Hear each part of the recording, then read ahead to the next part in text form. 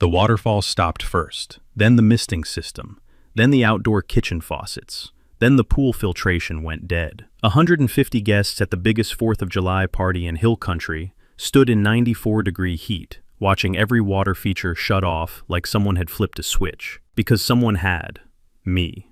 From my porch, with one tap on my phone. That water, the water running the waterfall, the misters, the ice maker, the entire party, was my water. Stolen from my grandfather's private well through a line they spliced into without my permission. The HOA president had been throwing luxury parties on stolen water for 3 years, and she'd invited the mayor, the county commissioner, and a news crew to this one. She didn't invite me, though. That was her mistake, because I showed up anyway, with an attorney, a state environmental complaint, and a civil lawsuit. Tell me below, what would you have done? My name is Colton Birch, and I live on 12 acres of Texas Hill Country land, about 40 minutes northwest of Austin. Rolling limestone, live oaks, the kind of quiet that makes you forget the city exists. My grandfather, Wallace Birch, bought this land in 1962 when it was nothing but cedar scrub and rattlesnakes. He built the house himself, cleared the pasture himself, and in 1968, he drilled a well that tapped into the Edwards Aquifer at 320 feet. Clean, cold, mineral-rich water that never quit flowing. That well was his proudest achievement. He used to say, "Water belongs to the land and the people on it." When I was a kid, every neighbor within a mile knew they could fill a jug from Grandpa Wallace's spigot, no questions asked. I grew up helping him maintain the pump, learning about flow rates and pressure systems, while other kids were learning to ride bikes. I went to Texas A&M for civil engineering, spent 15 years designing municipal water infrastructure, then went independent as a water systems consultant. I know water. I know pipes, pressure, flow dynamics, permits, regulations. I know this stuff the way a surgeon knows anatomy. 2 years ago, Grandpa Wallace passed. 89 years old, still sharp as a tack, still walked the property every morning to check the well house. He left me the land, the house, everything. I moved back with my daughter Ellie, who was 14 at the time.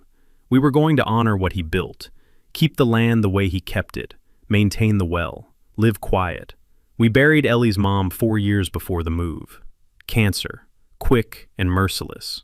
After that, it was just me and Ellie in a rental in Round Rock, going through the motions, pretending a 2-bedroom apartment could feel like home when the person who made it one was gone. Moving to Grandpa's land was supposed to be a reset, a chance to heal in a place where the air smelled like juniper, and the only noise at night was coyotes and crickets. For the first few months, it worked. Ellie planted a garden where Grandpa used to grow tomatoes. I rebuilt the pump house roof. We ate dinner on the porch every evening and talked about school and water pressure and which birds were nesting in the live oaks. The problem was, the neighborhood around us had changed. When Grandpa first bought in, there were maybe 15 properties out here. Old ranchers, school teachers, folks who liked space. Then about 8 years ago, a developer named Vance Hargrove bought up 60 acres on the east side and started building luxury homes. Big stone front McMansions with 3-car garages and outdoor kitchens. He built 14 of them in 5 years. And with those houses came new residents who thought they'd bought into country elegance, but really just wanted suburbs with more acreage. And with those houses came an HOA, not the kind of HOA that maintains common areas and organizes block parties, the kind that exists to give one person a scepter. Vance's wife was Brenda Hargrove, blonde, heavy-set, always dressed like she was heading to a charity luncheon even when she was just checking the mail. The kind of woman who wore pearls to a neighborhood potluck and corrected people's grammar at board meetings. She got herself elected HOA president 2 years before I moved back, ran unopposed because nobody else wanted the job, which she interpreted as a mandate from God. And she ran that board like a personal fiefdom. Every meeting was Brenda's show. Every rule was Brenda's rule. Every fine, every violation, every passive-aggressive email about trash can placement or mailbox color. All Brenda. The old-timers hated her. But Brenda had the votes, because Vance's buyers were all loyal to the couple who sold them their dream homes. The first time I met Brenda, 3 days after Ellie and I moved in, she came to my door with a welcome basket. Expensive cheese, a bottle of wine I didn't drink, and some sort of scented candle. and a 3-page printed list of HOA guidelines she thought I should review at my earliest convenience. She smiled the whole time, but her eyes were already measuring my property, like an appraiser calculating what she could take. She looked at the well house, a sturdy, cinder-block structure with a corrugated metal roof, and said, "Oh, is that some kind of shed? We have guidelines about outbuildings, you know." I said, "It's a well house. It's been there since 1968. She laughed like I'd told a joke and said, "Well, we'll get you all caught up on the current standards." I thanked her, closed the door, and told Ellie we might have a problem. It started with the water pressure. And if you think a story about water pressure sounds boring, stick with me, because what this pressure drop led to involves forgery, a TCEQ investigation, $340,000 in fines, and one of the most satisfying pool party shutdowns you'll ever hear about. One morning in late April, I turned on the kitchen faucet and the stream came out thin and weak, like the well was coughing instead of flowing. I checked the pump house. Everything looked normal. Motor running, pressure tank cycling, no leaks at the wellhead. But my flow meter told a different story. I was pulling about 60% of my normal volume. Something downstream was siphoning off a significant amount of water. I'm not the kind of man who panics. I'm the kind who grabs a shovel and walks the line. My private water line runs about 900 feet from the well house, under a recorded easement, toward the property boundary before looping back to my house and outbuildings. It's my line, on my easement, documented in county records since 1968. I walked every foot of it that afternoon, checking the ground surface for disturbance. About 600 feet out, near the boundary with the Hargrove subdivision, I found it. Fresh dig marks. Somebody had trenched down to my line, spliced in a T-junction with new PVC fittings, and run a secondary pipe east, directly toward the luxury homes. The soil was soft, the fittings were clean, and the glue joints still smelled like fresh solvent cement. This wasn't old. This was weeks old at most. I crouched there in the dirt, staring at a pipe that had no business existing, and I felt something between rage and disbelief. The smell of fresh PVC cement hung in the air, that sharp chemical bite you recognize if you've ever worked on plumbing. Somebody had physically cut into my private water infrastructure without my knowledge or permission. They'd trenched into my easement, sliced into my grandfather's water line, and rerouted his water to fill a swimming pool for people who wouldn't know a wellhead from a fire hydrant. I didn't touch anything. I took 47 photographs from every angle. I measured the junction dimensions, noted the pipe diameter, and recorded the GPS coordinates. Then I called my buddy Derek Simmons, a licensed plumber and old engineering school friend. Derek drove out the next day, inspected the splice, and confirmed it was recent, professional-grade work done by someone who knew what they were doing. Not a DIY hack job. A hired plumber did this. I emailed Brenda Hargrove that evening. Professional tone, no accusations, just stated the facts. Unauthorized connection found on my private water line, requesting an explanation and immediate removal. Her reply came 3 days later. Not an explanation, not even an acknowledgement. Instead, I got an official HOA violation notice, citing my front yard for unkempt landscaping and visible equipment storage. She was talking about the well house my grandfather built, the one that had been there since Lyndon Johnson was president. I showed Ellie the violation letter at dinner. She read it, set it down, and said, "Dad, isn't the well house older than the HOA?" She was right. 16 years old, and she understood property law better than the HOA president. I tacked the violation notice to the refrigerator as a reminder, not of the insult, of the kind of person I was dealing with. That was the moment I understood what I was dealing with. This wasn't a misunderstanding. This was a woman who thought she could steal from me and then punish me for noticing. I filed a formal complaint with the HOA board. 12 pages, photographs, measurements, Derek's signed assessment, a copy of my 1968 well permit, and the county easement records showing the water line was mine. I hand-delivered copies to every board member's mailbox on a Tuesday morning. The board meeting was the following Thursday. I sat in a folding chair in Brenda's living room, because of course the meetings were at her house, surrounded by her furniture, her candles that smelled like vanilla and contempt, her framed photos of charity galas where she posed with people who mattered, and presented my evidence to 5 people who wouldn't look me in the eye. Brenda sat at the head of the table with a legal pad and a smile that could curdle milk. When I finished, she thanked me for my concerns and said the board would refer the matter to the appropriate committee for review. There was no committee. There never had been. 2 weeks passed. My complaint vanished into whatever black hole HOA complaints go to when the president controls the filing cabinet. No response, no follow-up, no committee meeting. I even checked the HOA's online portal. My complaint wasn't listed. It was as if it had never existed. I called the HOA's management company, a firm in Austin that probably had no idea what was happening on the ground, and was told my file had been misplaced during a system update. System update, sure. I could practically hear Brenda's manicured fingers shredding my complaint through the phone. So I escalated. I filed a formal complaint with the Burnett County Water Authority, citing unauthorized access to a private water system. Brenda's retaliation was immediate. On a Monday morning, while Ellie was home from school with a cold, a tow truck showed up and hauled my truck off my own driveway. The citation said I was obstructing the designated fire lane, my driveway. The driveway that had been a driveway since 1962. Ellie watched through the window, scared and confused, as strangers took her dad's truck. Then came the whisper campaign. I started hearing from neighbors that Brenda was telling people I was unstable, that I was hoarding water resources and threatening the community's water supply. She flipped the entire narrative. In her version, I was the villain, a selfish man trying to keep water from his neighbors. The irony was thick enough to choke on, but some people believed it because Brenda said it with a smile and a casserole. I got my truck back 2 days later after threatening the towing company with a wrongful seizure claim. Cost me $340 in fees that I would eventually add to the lawsuit. The smell of diesel from the tow truck lingered on my driveway for a week. Here's something most people don't know about Texas water law.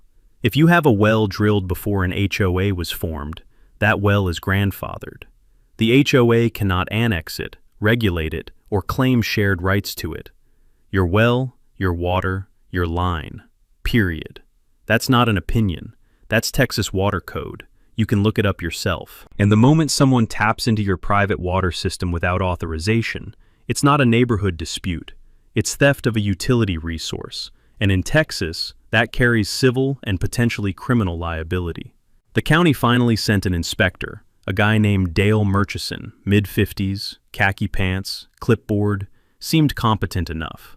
Had a firm handshake and made good eye contact. I thought, okay, this guy's the real deal. He came out, looked at the splice, took some notes, and told me he'd have a report within 2 weeks. I felt cautiously optimistic. An independent third party was going to confirm what I already knew.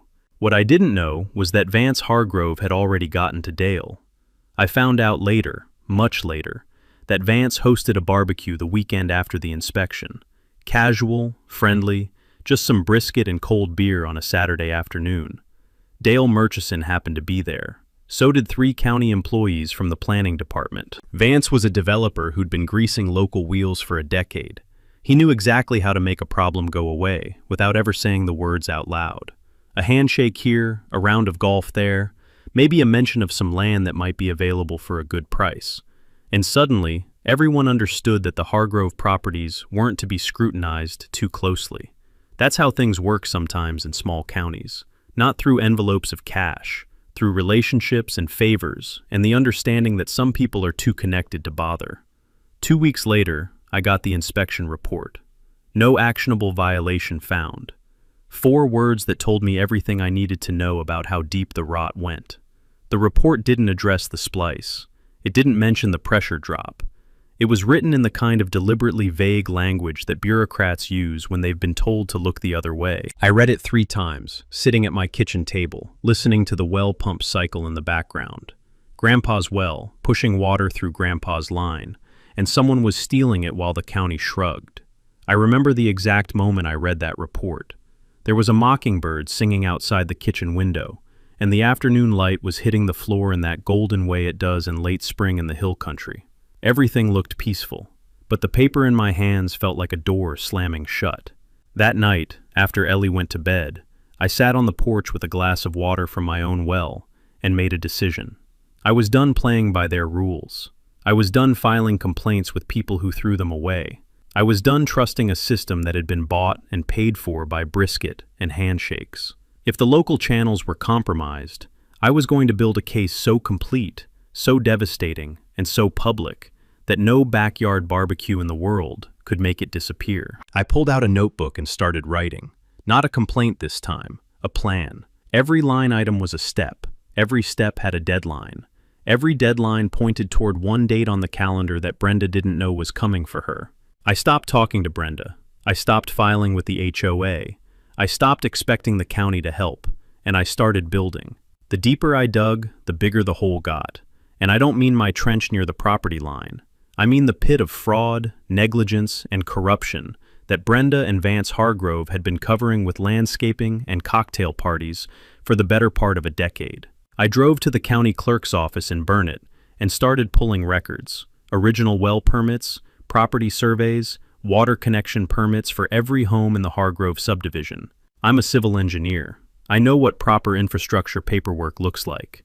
And what I found was a disaster. What I found made my blood run cold. Vance Hargrove's development company had never obtained proper water connection permits for any of the 14 luxury homes he built. Not a single one. The municipal water connections were done through shortcuts, informal agreements, and what appeared to be permits that were applied for but never actually approved. Some of the connections ran through easements that belonged to other properties, including mine. This wasn't just a stolen pool line. This was systematic infrastructure fraud across an entire subdivision. But that wasn't the worst of it. While pulling HOA records, I found a document I'd never seen before. It was titled Shared Water Resource Agreement, and it claimed that the HOA had legal rights to access and distribute water from all private wells within the community boundary. My grandfather's name was referenced as a consenting property owner. There was a signature line for him, but the signature wasn't there. Instead, the document was signed by someone named Gerald Fitch, HOA president, with a date from 2019, 5 years after my grandfather had stopped attending any HOA functions, and 3 years before he died. I called my grandfather's old attorney. He confirmed that no such agreement had ever been executed. Wallace Birch never signed anything giving the HOA water rights. The document was a forgery. Brenda Hargrove had fabricated a legal document to justify stealing my water. My hands were shaking when I held that document, not from fear, from fury. This woman had put my grandfather's name on a lie. She had used the memory of a man who gave water away freely to justify stealing it. If there was ever a line she shouldn't have crossed, it was forging a dead man's consent. I sat in my truck in the county parking lot for 20 minutes, just processing what I'd found. A red-tailed hawk circled over the courthouse, riding the thermals, patient and unhurried. I watched it for a while. Then I started the engine. This wasn't a neighborhood squabble anymore. This was criminal fraud on top of systematic code violations, and I had every single piece of paper to prove it. I spent the next 6 weeks in full operational mode. First, the legal team. I hired Meredith Calloway, a water rights attorney out of Austin who specialized in private well disputes and TCEQ enforcement actions. She reviewed my evidence and said 3 words that made me feel like the ground had shifted. This is airtight. Second, the state complaint. Meredith helped me file a formal complaint with the Texas Commission on Environmental Quality, TCEQ. That's the state-level authority that handles water system violations, and they don't play golf with local developers. The complaint documented the unauthorized water connections, the forged shared rights agreement, and the systematic permit violations across all 14 Hargrove homes. TCEQ confirmed they would launch a formal investigation. Here's something worth knowing. In Texas, TCEQ has the authority to issue administrative orders, levy fines up to $25,000 per day per violation, and refer cases for criminal prosecution. You can file a complaint online or by mail, and once TCEQ opens an investigation, local connections don't matter anymore. It's a state-level agency with state-level teeth. When TCEQ opens a file on you, it's not a suggestion, it's a reckoning. And you can Google the entire complaint process right now if you want to. It's public information. Third, the infrastructure. And this is where being an actual water systems engineer turned into the ultimate advantage. I installed industrial-grade electromagnetic flow meters on every branch of my water system, the kind that log data with timestamps accurate to the second. I upgraded my remote shutoff valves, systems I'd already installed because I'm an engineer, and that's how I think. I tested the mobile app control from my phone. One tap and every valve in my system would close simultaneously. The water would stop flowing to any unauthorized connection instantly. Fourth, the cameras. I installed weatherproof security cameras along my waterline easement and near the T-junction, with night vision and cloud-based recording. Everything time-stamped, everything backed up. Fifth, the community.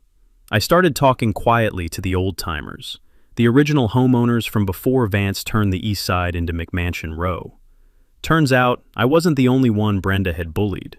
Margaret Peel had been fined $1,200 for her garden fence being 4 inches too tall. Bo Henderson got cited for parking his work trailer on his own land. Hank Weaver received a $600 fine for leaving Christmas lights up until January 8th.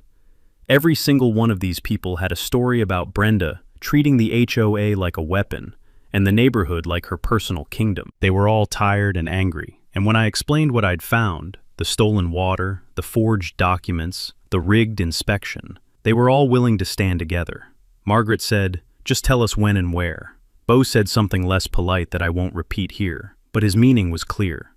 Sixth, and this was the timing that mattered most, I knew about Brenda's annual 4th of July pool party. She threw it every year like it was the Met Gala of Burnett County.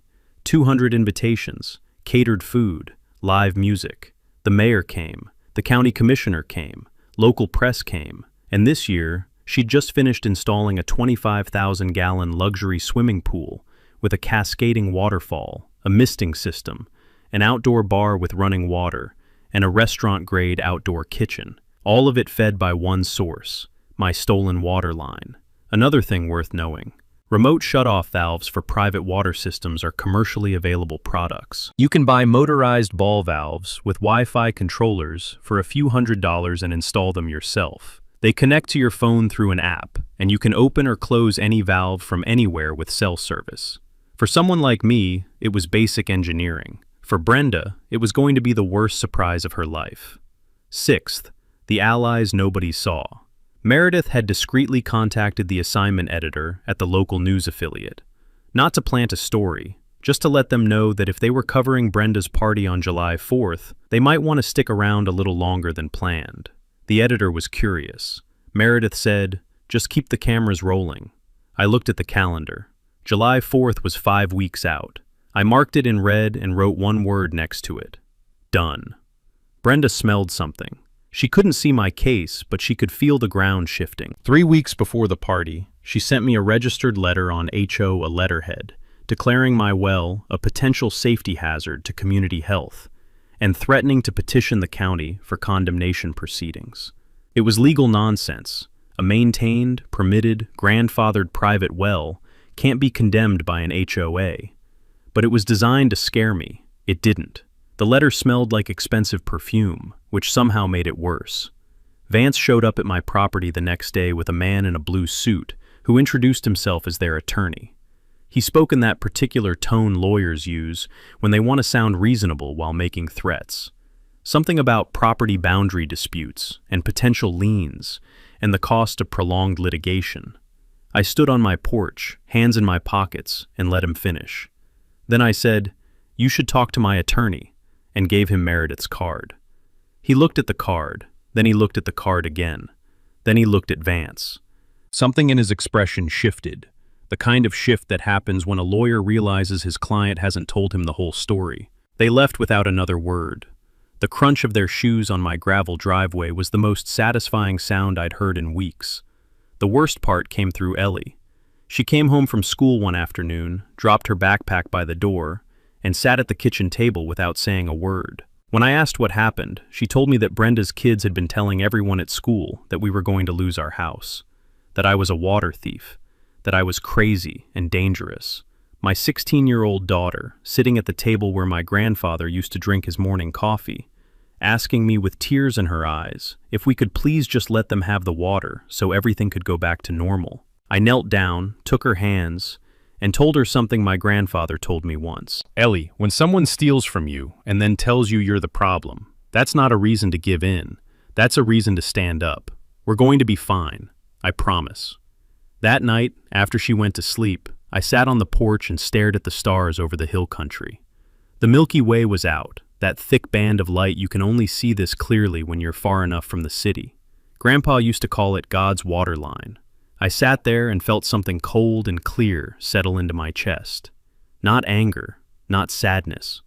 Resolve. The kind that doesn't shout, the kind that builds quietly in a man until it becomes load-bearing. They had messed with my property. They had corrupted the system. They had forged my grandfather's name. And now they had come after my daughter. There was no version of this where I walked away. 3 days before the 4th of July, I watched from my porch as a parade of contractors descended on the Hargrove property. Landscapers installing decorative stone around the pool, electricians wiring string lights across the patio, a catering company setting up a tent that could seat 60, and the plumber, the same plumber, I later confirmed, running final connections from the water line to the new waterfall feature, the misting poles, the outdoor bar taps, and the commercial ice maker. Every single new feature required water, gallons and gallons and gallons of it, flowing constantly, 24 hours a day in the lead-up to the event. My flow meters showed a 40% increase in diversion volume during those 3 days alone. Brenda's party prep was literally draining my well faster than it could recover. Every drop was coming through my stolen line, and she had no idea that every drop was also being logged, time-stamped, and added to the evidence file sitting on Meredith Calloway's desk. Brenda sent out 200 invitations on cream-colored cardstock with gold lettering. The guest list included the mayor of Granite Shoals, the Burnett County commissioner, a state representative's aide, and a crew from the local news affiliate who'd been promised an exclusive look at the most beautiful backyard in hill country. She did not invite me, naturally. I found out because Margaret Peel showed me the invitation she'd received. Cream cardstock, gold lettering, a watercolor illustration of the pool. It read, "Join us for a star-spangled celebration of community." I almost laughed. Community, built on stolen water from a dead man's well. What Brenda didn't know, as she taste-tested canapes and argued with florists about centerpiece heights, and obsessed over whether the pool lights should be blue or teal, was that Meredith Calloway had a cease and desist letter sitting in her briefcase, that the civil lawsuit was filed and ready to serve, that the TCEQ investigation was confirmed to launch the week after July 4th, that my remote shutoff system had been tested 14 times and worked perfectly every single time, that I had 3 years of flow data, 47 photographs, a forged document, and a hydraulic analysis prepared by a licensed engineer proving exactly how much water had been diverted and when. All she knew was that her party was going to be fabulous. All I knew was that her party was going to be the last one she ever threw. The night of July 3rd, I couldn't sleep. Not from nerves, from anticipation. I walked out to the well house around midnight, the way Grandpa used to do. The pump hummed its steady rhythm. The pressure gauge read normal. 320 feet below my boots, the aquifer was doing what it had been doing since before any of us were born. Holding water, sharing it with whoever had the sense to ask the earth respectfully. Grandpa understood that. Brenda never did. I checked the weather forecast. Clear skies, 94 degrees. Perfect pool party weather. I checked my phone app. The shutoff valve showed green. Ready. I picked up the framed photograph of my grandfather from the porch table. He was standing next to the well house, grinning, holding a wrench. I set it back down, looked toward the Hargrove property, and said quietly, "Almost there, Grandpa." July 4th. The most beautiful day Burnett County had seen all summer. Blue sky stretched from horizon to horizon without a single cloud. 94 degrees by noon, with a light breeze that carried the smell of barbecue smoke and fresh-cut grass across the hill country. I could smell the brisket smoke from my porch, that rich, mesquite-heavy scent that normally would have made my stomach growl. Today it smelled like arrogance. By 1 o'clock, the Hargrove property was transformed. The pool glowed turquoise in the sunlight. The waterfall cascaded down a 12-foot stone facade, filling the air with that gentle, rushing sound that makes everything feel expensive. The misting system sent cool fog drifting across the patio, where guests stood in linen shirts and sundresses, holding drinks from the outdoor bar. The ice maker hummed. The outdoor kitchen ran full capacity. Dual sinks, a prep station with running water, a commercial dishwasher spraying endlessly. Kids splashed in the shallow end. Adults lounged on floating chairs. A DJ played classic rock from speakers mounted on the pergola. The mayor arrived at 1:15, the county commissioner at 1:30. The news crew set up at 2, filming the waterfall, the crowd, Brenda greeting guests like she was hosting the governor's ball. She wore a white sundress and gold jewelry and moved through that party like she owned the sun. Vance worked the grill, shaking hands, slapping backs, telling the commissioner about his plans for Phase 2 development. 153 guests at peak count. I know because the news footage showed the crowd clearly. I sat on my porch with Ellie. She'd asked if she could watch, and I said yes, she deserved to see this. We drank lemonade and listened to the music drifting over from the party that was running on her great-grandfather's stolen water. Ellie sat in the chair next to me, reading a book, glancing up every few minutes at the party. She'd grown up a lot in the past few months. She understood what was about to happen, and she understood why. She'd stopped asking me to give in. Instead, that morning, she'd said, "Grandpa would want you to do this." I told her he would, because he would have. At 2:30, I opened the flow meter app on my phone. The diversion line was pulling 19 gallons per minute, peak usage. The waterfall, the misting system, the kitchen, the pool filtration, all running at maximum capacity. Brenda had never been more dependent on my water than she was at that exact moment. At 2:45, I looked at Ellie. She looked back at me. I picked up the photo of Grandpa Wallace and set it facing the Hargrove property. At 2:47, I opened the shutoff app. The valve icon glowed green. I pressed it once, and the water died. It didn't trickle. It didn't fade gradually. It didn't sputter out over minutes. It stopped, dead. The remote valve closed in under 2 seconds, a quarter-turn motorized ball valve doing exactly what it was designed to do, and every drop feeding the Hargrove property vanished like someone had pulled the plug on the entire afternoon. 2 seconds. That's all it took to end 3 years of theft. The waterfall's cascade sputtered once, twice, then went silent. 12 feet of stone facade suddenly dry, water trails glistening in the sun like tear tracks. The misting system coughed. A few weak sprays hissed out, then nothing. Guests standing under the mist poles looked up, confused, reaching for cool air that wasn't coming anymore. The outdoor bar faucet stopped mid-pour. A bartender turned the handle back and forth, getting nothing but air. The ice maker ground to a halt with a mechanical groan. The pool filtration pump seized. The gentle circulation current in the pool disappeared. The surface went still and flat. For about 10 seconds, nobody understood what had happened. Then the murmuring started. Is the water out? Did something break? The waterfall stopped. A woman near the misting poles fanned herself in the sudden heat. A kid in the pool asked why the jet stopped. The DJ kept playing, but the mood had cracked. Brenda's face went from confusion to panic in about 4 seconds. She was mid-conversation with the mayor's wife when she heard the waterfall stop, and her head snapped around so fast her gold necklace swung. "Vance? Vance! The water is off!" "What happened to the water?" Her voice carried across the entire patio, cutting through the music. Vance jogged to the pool equipment shed, checked the pump, checked the connections, opened every valve he could find.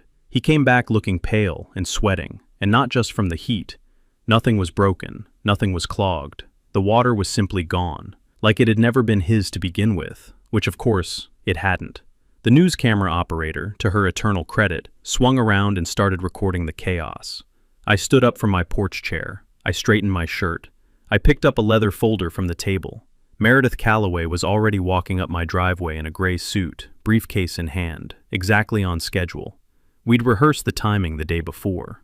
We walked together across the property line toward the Hargrove estate. Calm, measured, not rushing, every step deliberate. The crowd parted slightly as we approached. Some people recognized me as the neighbor. Some looked at Meredith's suit and knew this wasn't a social call. Brenda saw me from across the patio, and for one brief moment, the blood drained from her face. She knew. Somewhere deep in her gut, she knew exactly what was happening. She tried to recover. She put on that smile, the one she used at board meetings when she was about to deny someone's appeal. But it flickered, like a light bulb about to die. "Colton! Oh, thank God. We have some kind of water emergency. Can you—" Meredith stepped forward. "Ms. Hargrove, I'm Meredith Calloway, attorney for Mr. Colton Birch. You and Mr. Vance Hargrove are being formally served with a cease and desist order and civil lawsuit for unauthorized water diversion, property damage, forgery, and fraud." She handed Brenda the papers. Brenda took them reflexively, like someone catching a ball thrown at their chest. Her mouth opened. Nothing came out. Meredith turned to the county commissioner, who was standing 6 feet away holding a plate of brisket. She handed him a thick manila envelope. "Commissioner, this is a formal complaint packet filed with the Texas Commission on Environmental Quality, documenting systematic water permit violations across the Hargrove development. 14 properties, no proper permits. TCEQ has confirmed an investigation." The commissioner slowly set down his plate. The brisket suddenly didn't seem as interesting as it had 30 seconds ago. I spoke for the first time. Not loud, not angry, just clear enough that the people nearest us could hear, and the news camera's microphone could pick up every word. "I shut off the water because it's my water. It comes from a well my grandfather drilled in 1968 on my property, through my private water line, on my recorded easement. It has been diverted to this property without my knowledge or consent for approximately 3 years. These are the permits." I held up the folder. "These are the flow records. These are the photographs of the unauthorized splice. And this," I held up a single sheet of paper, "is a forged document filed by the HOA, claiming shared water rights to my well. My grandfather never signed it. It's fraud." A woman in the crowd said it loud enough for everyone to hear. "They stole his water?" Brenda found her voice.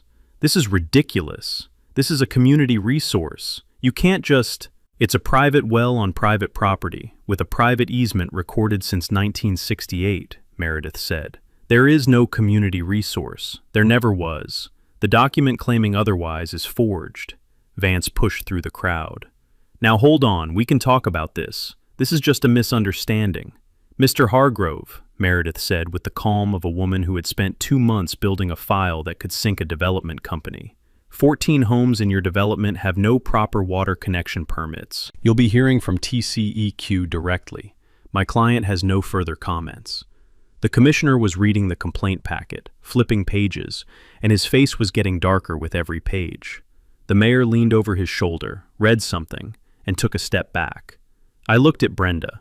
She was standing in her white sundress, holding lawsuit papers in one hand and a glass of champagne in the other, surrounded by 150 guests who were rapidly figuring out that the most beautiful backyard in hill country was built on stolen water.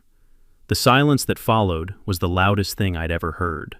150 people standing in 94-degree heat on a patio where the misting system was dead and the waterfall was dry and the pool was going stagnant, staring at a woman in a white sundress who was holding proof that she'd built her paradise on someone else's stolen property.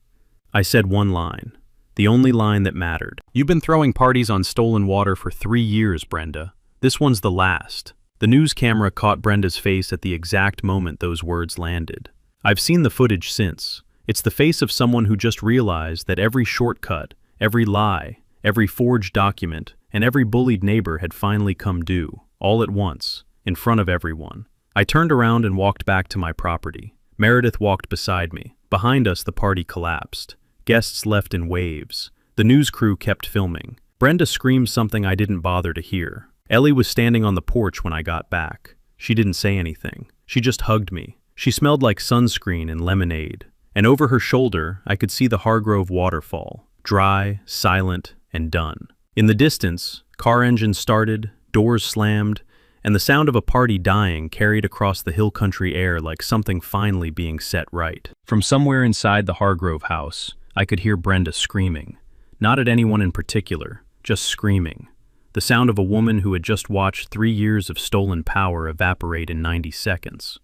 I closed the porch door and poured Ellie another glass of lemonade. The local news ran the story that evening at 6 and 10.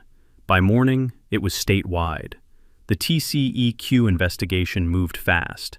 Within 3 weeks, inspectors confirmed every violation I documented. 14 homes with improper water connections, multiple unauthorized taps, An estimated 2 million gallons of water illegally diverted over 3 years. Vance Hargrove's development company was fined $340,000. 6 homes were ordered to undergo mandatory water system reconstruction at the developer's expense. The forged Shared Water Resource Agreement was referred to the Burnett County District Attorney. Brenda Hargrove became a person of interest in a criminal fraud investigation. Last I heard, her attorney was negotiating. My civil lawsuit settled in September. Vance's attorneys tried to fight it at first, but once TCEQ's findings went public, their leverage evaporated like water on hot limestone. The final number? $185,000 for stolen water, property damage, legal fees, and what Meredith diplomatically called emotional distress. Brenda and Vance signed a permanent cease and desist, barring them from ever accessing my water system in any form. Every unauthorized connection was removed. My easement was restored. My well was mine again. Brenda tried one last move. She sent a mass email to the neighborhood calling me a disgruntled property owner with a personal vendetta, and claiming the water dispute was a misunderstanding being exploited by outside attorneys. Nobody responded. Not one person. The silence must have been deafening. The HOA held an emergency election in August. Brenda was removed as president by a vote of 41-3. The 3 were her sister-in-law and 2 of Vance's business partners. The old-timers took over. Margaret Peel became the new president. First order of business, abolishing every petty fine Brenda had issued in the past 4 years. Second order, rewriting the bylaws to protect property rights and prevent any single member from weaponizing the board. Third order, installing a proper community bulletin board so no complaint would ever be lost again. Bo Henderson volunteered to build it. He used cedar from his own property and bolted it to the wall outside the community center. It's still there. The county inspector, Dale Murchison, was quietly reassigned after the TCEQ findings contradicted his original report. I heard he took early retirement. I didn't feel sorry for him. When you look the other way for a brisket dinner, you lose the right to complain about the consequences. The news story ran on 3 local affiliates and got picked up by 2 statewide outlets. The headline that stuck was, "Hill Country HOA President Caught Stealing Neighbor's Well Water for Pool Party." It got 400,000 views online in the first week. Brenda deleted her social media. Vance quietly listed their house for sale. Brenda and Vance listed their house for $1.2 million.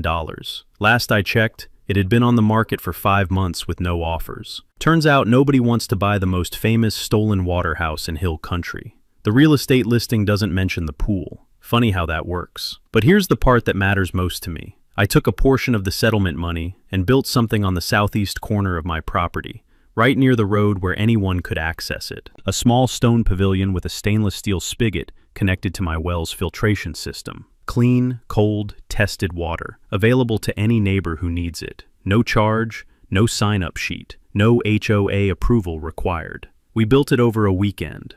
Derek helped with the plumbing. Margaret brought sandwiches. Bo Henderson poured the concrete pad. Ellie painted the sign herself, in blue and white letters. Birch Family Water Station. In memory of Wallace Birch. Free water for all neighbors. The first person to use it was an elderly woman from the old section named Dorothy, who'd been hauling jugs from town because her municipal connection had been unreliable for years, thanks to Vance's shoddy infrastructure work. She filled 2 gallons, looked at the sign and said, "Your grandpa would be proud."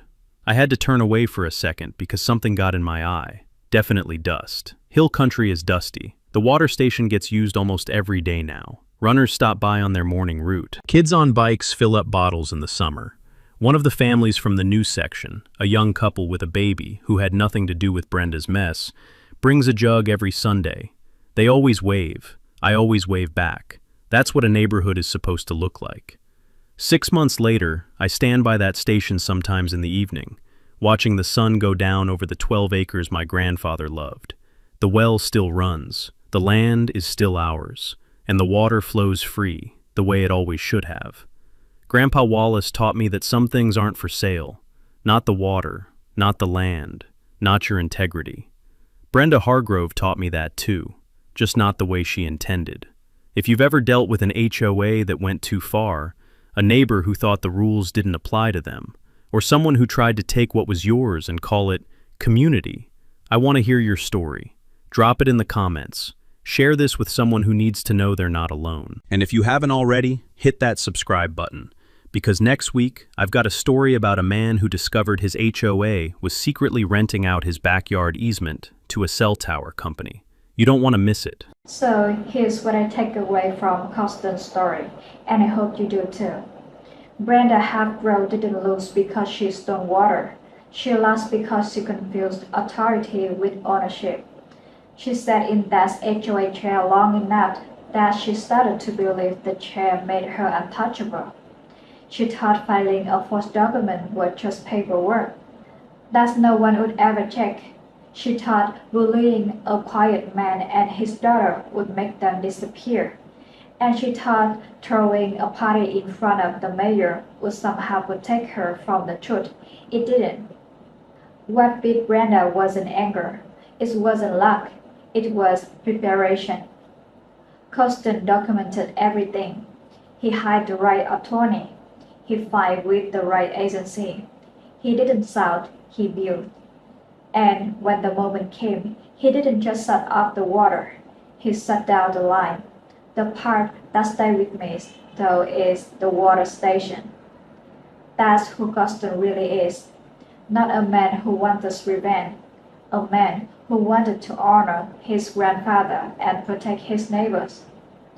If you ever deal with someone who abused a little power to make your life miserable, tell me in the comments. I read everyone. Hit subscribe if you haven't already, and stick around for next week. I've got a story about a man who found out his HOA was secretly renting his backyard easement to a cell tower company. It's the wild one. I'll see you there.